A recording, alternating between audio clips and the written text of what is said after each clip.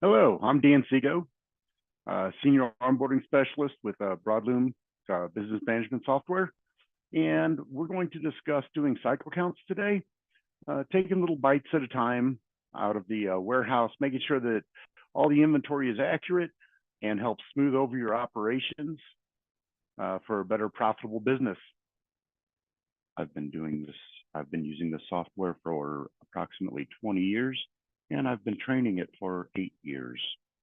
The first part of doing a cycle count or any inventory is the preparation, making sure that items are tagged if you're using barcoding, also making sure that things have been processed properly through the system. Part of processing them through the system would be to actually ship the items out, making sure that the system knows what is in your building, what is not. And to check that, we would go to sales processing reports, and we would use the open order report. Whenever I run this in regards to an inventory, I generally uncheck the order totals and the labor, and then print it to Excel.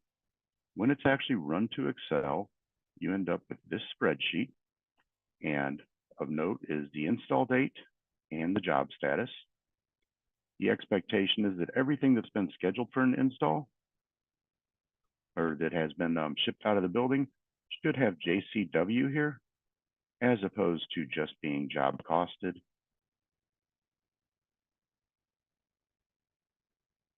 Like so. So I'd be wondering how come these items have not shipped if they had an install date. You can't only go by the install date.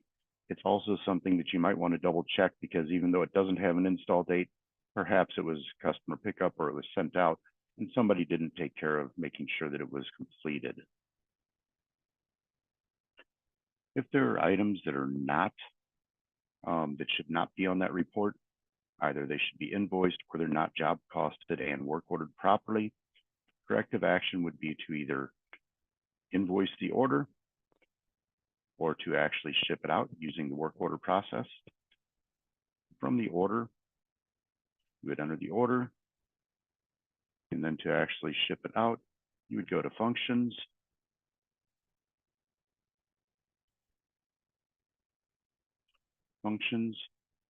work order,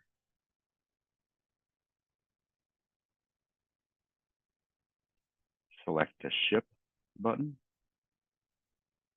select everything that should be shipped, and then print a work order.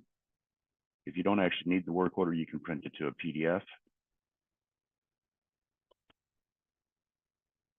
And then at that point, after this is completed, each of those lines should say W job costed.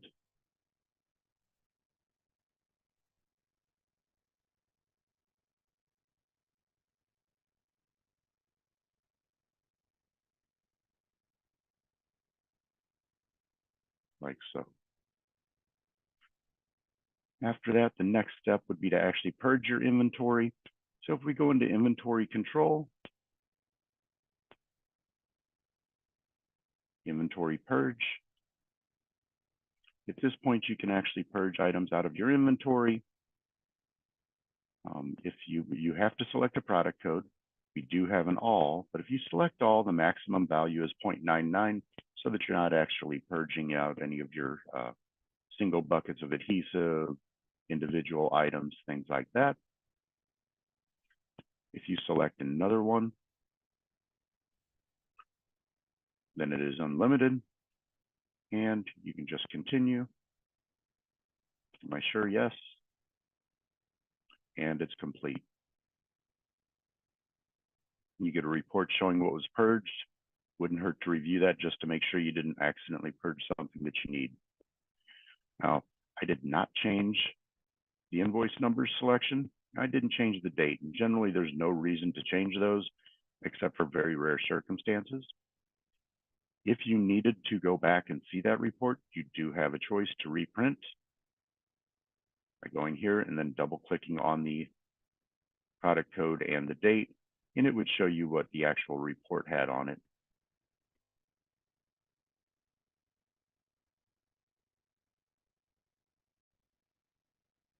At this point, you would be ready to start your inventory.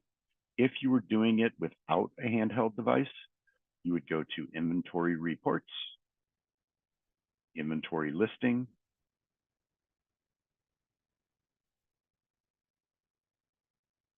and because this is a cycle count, I want to use alphanumeric from one location through another location. So I want to look at A through D5, and then I can print this to either Excel or to paper or PDF. I printed it to Excel prior to this. This is what it looks like. Slightly different on paper. And columns to pay attention to, your physical on hand. So remember, we made sure things were work ordered. That's what this is. So this is total that you have. That's what's available. We have shipped out 50. This is what I expect to find in the warehouse. Additionally, you do have the number of boxes or the number of units in column T. So if there were a pallet of hardwood and there's 26 boxes, they could count the boxes and verify the quantity that way, as long as your carton quantities are correct in column S. After that, it's just a matter of updating as needed. Anything that needs to be either increased or decreased in quantity, items like that. That would be the process to actually get the numbers from here. We're going to discuss items that are not found momentarily, but first we're going to take a look at the doing cycle count with a handheld. In this case, you would be using the browser or the handheld device. We would navigate to barcode scanner, warehouse, and perform physical. The first thing it does is it asks for a barcode. So whenever you scan your barcode, it will automatically pull the item up. Shows you all the information, your total on hand, the location. But most importantly, a little bit lower, we have edit quantity. You will use this button whether you are changing any of the information above or not, to make sure that it's marked as being scanned. Edit quantity. You can adjust the quantity if needed. You can adjust the location if needed, and then you can submit. You have a choice. If these are set up in the inventory valuation for the comments, you can select a comment and submit, or that is a free form field. You could have just typed into it to add a comment to it that it was for physical inventory. After you've scanned all of the barcodes, you would return to the system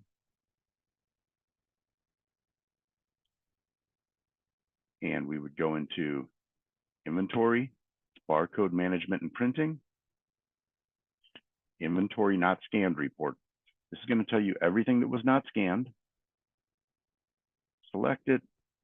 You would put your beginning location, your ending location, and then the dates that it took to actually complete this inventory.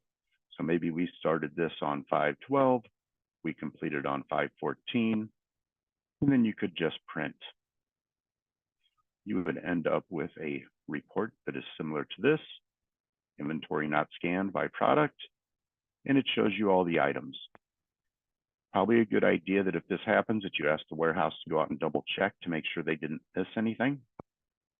But if they had double checked everything and it is correct, then it's time to actually take some action, and it might be time to adjust some of these. Now, this is true for both the handheld or non-handheld physical counts. For cycle counts, I try not to actually remove them from the inventory. My preference is to actually put the date for the location. So I would go into the actual item.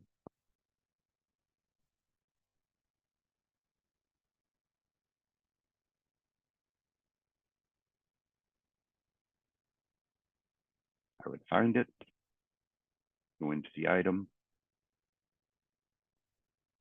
and whichever one it is that's missing, this one right here, I would probably change this location since this is May.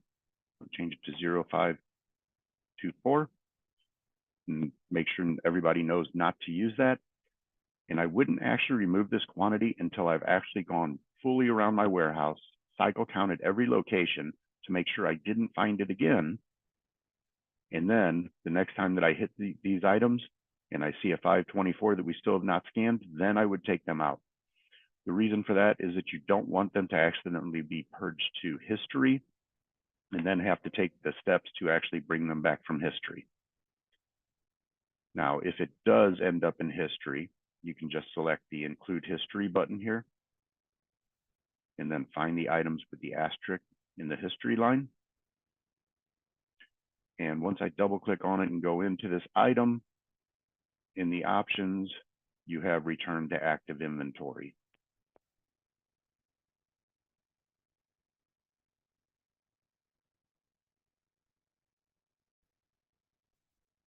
For a full inventory, if you did a full physical inventory, you would not be using the locations to make adjustments. You would just simply be zeroing them out. And then you would have to go ahead and complete the accounting side of the reconciliation. Anytime that you do a physical or cycle count, in general, you can always see your reports. If you go to Inventory Reports, a good one to take a look at on a regular basis is your inventory audit, just to view any changes that were made during the inventory or just in general. I generally like to see only the consumption errors. Those are going to be items that somebody's actually made an entry on and actually made an adjustment with. And in this case, we haven't had any because I did not change any quantities.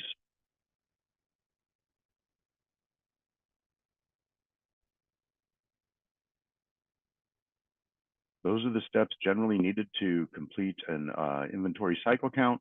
I said the preparation is probably the biggest key. Try to keep your jobs clean. Try to keep the open order report up to date and completed. Take a look at your reports. Make sure that everything is in good shape and make sure that everything is tagged and identifiable in your warehouse, and you should have a successful inventory. For more information about the Broadloom Business Management System and other products that Broadloom offers to help you manage and promote your business, please take a look at broadloom.com. Have a great